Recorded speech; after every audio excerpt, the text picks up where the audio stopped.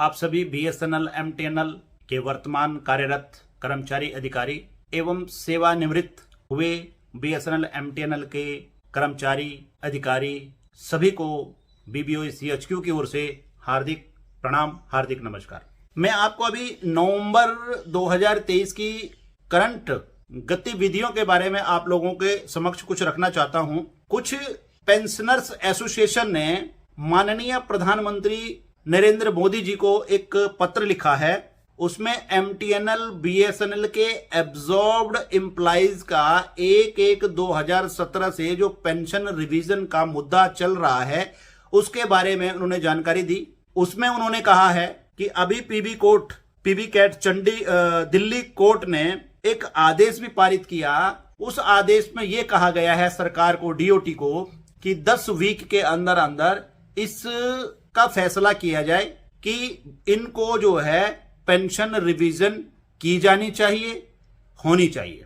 तो इसमें कई उन्होंने पॉइंट में लिखा है कि उसमें जो डीओटी पक्ष के लोग थे, कैट में उन्होंने अपनी पूरी बातों को रखा, पेंशनर्स की साइड से भी पूरी बातों को रखा, पीबी कैट के जो जजेस थे उन लोगों ने दोनों पक्षों की बातों को पूरा अच्छे तरीके से सुना।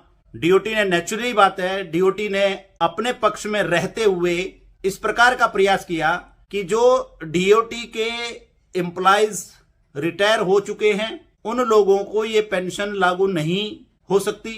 लेकिन जब तथ्य और आंकड़ों के आधार पर जब 1/10/2000 को भारत सरकार ने इस प्रकार का निर्णय लिया था, इस प्रकार का समझौता किया था कि जितने भी लोग डीओटी के एब्जॉर्ब हो रहे हैं बीएसएनएल में, वो लोग 1972 और 37A के तहत पेंशन के हकदार हैं और वो भारत सरकार के कर्मचारी अधिकारी ही रहेंगे। तो जब इन सब तथ्यों को कोर्ट ने सुना तो उसके बाद यह निर्णय लिया गया कि नहीं, बीएसएनएल एमटीएनएल के जब ऑब्जर्व्ड एम्प्लॉइज है वो भारत सरकार के कर्मचारी हैं, भारत सरकार के अधिकारी हैं और वो इस पेंशन रिवीजन के हकदार हैं, वो 3rd पीआरसी 7th सीपीसी के हकदार हैं। तो इसमें निर्णय होने के बाद उन्होंने 10 वीक का टाइम दिया। तो इस 10 वीक के टाइम में अभी जो डीओटी का कहना है, डीओटी में लीगल एडवाइजर की पोस्ट जो खाली है, लीगल एडवाइजर की पोस्ट खाली होने की वजह से जो ये पेंशनर्स की फाइल है, वो पेंशनर्स की फाइल जो है वो कानून मंत्रालय में गई हुई है कानूनी सलाह के लिए।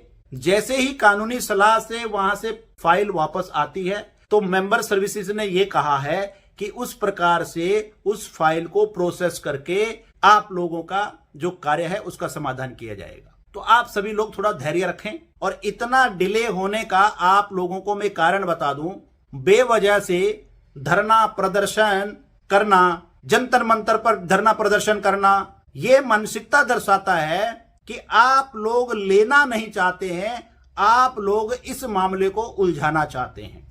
हम लोग उस धरना प्रदर्शन में जो पार्टिसिपेट कर रहे हैं, उस पार्टिसिपेट करने का मतलब यह है कि हम उन लोगों को, उन लोगों की मानसिकता को, हम उन लोगों की मानसिकता के साथ खड़े हैं जो लोग आज तक बीएसएनएल में तब से लेकर आज तक उन्होंने कार्य किया है, रिटायर हुए हैं और वो अपनी नेतागिरी को चमकाने के लिए, अपने आप को आगे प्रदर्शित करने के लिए हम सब रिटायरियों का, हम सब वर्किंग एम्प्लॉइज का गलत इस्तेमाल कर रहे हैं, गलत फायदा उठा रहे हैं, जिस वजह से हम अपने लाभों से, हम अपने अधिकारों से वंचित रह रहे हैं। तो कृपया करके आप लोग थोड़ा सा धैर्य रखें।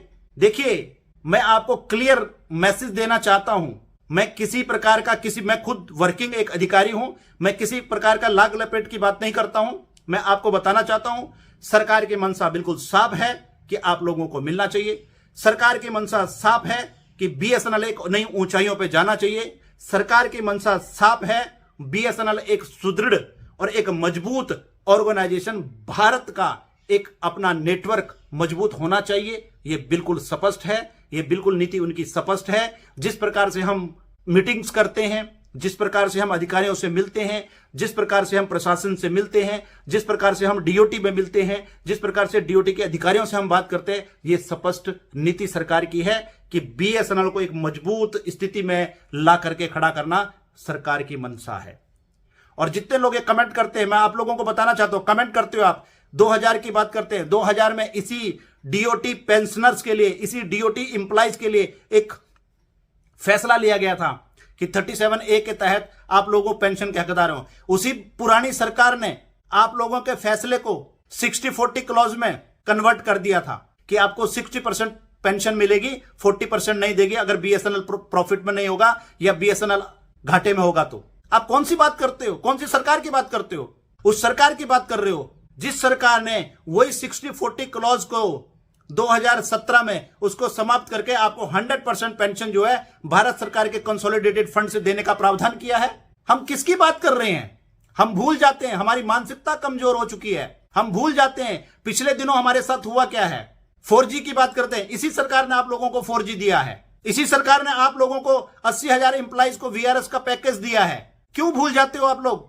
आज अगर ये 80,000 एम्प्लॉइज, वर्तमान कर्मचारी सुन लीजिए, वर्तमान अधिकारी सुन लीजिए, अगर 80,000 एम्प्लॉइज को भारत सरकार सपोर्ट करके एक बहुत बड़ा पैकेज दे करके इन लोगों को VRS अगर नहीं देती, तो आप अपनी स्थिति को सुन लीजिए, अपनी स्थिति का एक मंथन कीजिए कि आपकी स्थिति क्या होती, आप किस जगह पे खड़े होते, आप कहां खड़े होते, आपका विभाग कहां खड़ा होता। लेकिन आज इस वर्तमान सरकार का हम धन्यवादी हैं, हम धन्यवाद करते हैं कि इतना बड़ा सपोर्ट, इतना बड़ा फाइनेंशियल पैकेज आज तक उठा करके देख लीजिए, आज तक न किसी विभाग को मिला है, न किसी PSU को मिला है और न मिलेगा। वो सिर्फ हमारे वर्तमान CMD माननीय पुरवार साहब का धन्यवाद है कि उन्होंने इस प्रकार से कार्य किया है, सरकार को संतुष्ट किया है और सरकार को कमिट किया है कि हम इसको एक नई ऊंचाइयों पर लेकर के जाएंगे।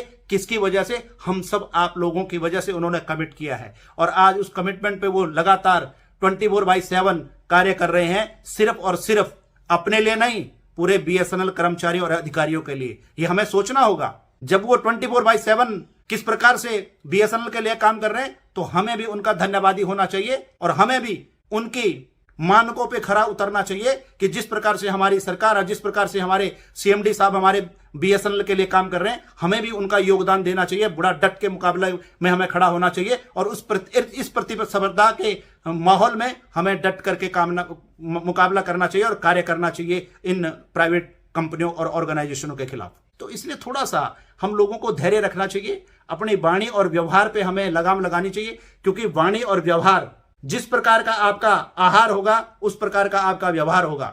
हम जिस प्रकार की बातें सुनते हैं उस प्रकार से हम अपना आचरण को अपने दिनचर्या में लेकर के आते हैं। इसलिए प्लीज मेरी आप सभी वर्तमान कर्मचारियों, अधिकारियों, पेंशनर से मेरी फुल हैंडेड रिक्वेस्ट है, आप लोग किसी भी लाभ से वंचित नहीं रहेंगे। आप धैर्य रखो, हम सबको एक अच्छा प्रतिफल आने वाले समय में मिलेगा और मिलने वाला है। इसी के साथ जय हिंद, जय भारत। लेकिन आप वीडियो को लाइक, शेयर, कमेंट जरूर करें, सब्सक्राइब जरूर करें, जिससे नई से नई वीडियो, नई से नई जानकारी आप लोगों तक पहुंच सके। इसी के साथ धन्यवाद। जय हिंद, जय भारत।